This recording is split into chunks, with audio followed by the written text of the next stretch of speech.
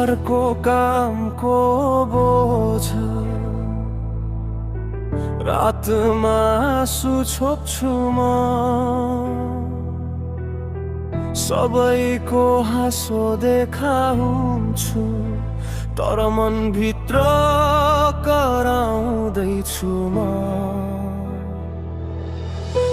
सपना थिए सुन्दर तर यथार्थले चकनाचुर, घर सम्झदा मन भाँचिन्छ, साथी नभए जस्तो लाग्छ।